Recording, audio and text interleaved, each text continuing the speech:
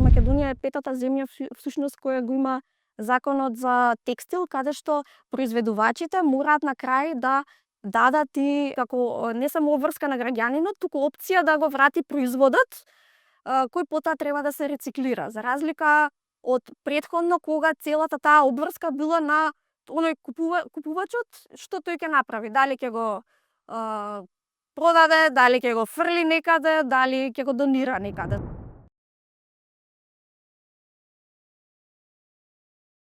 Модата е една од најголемите загадувачи.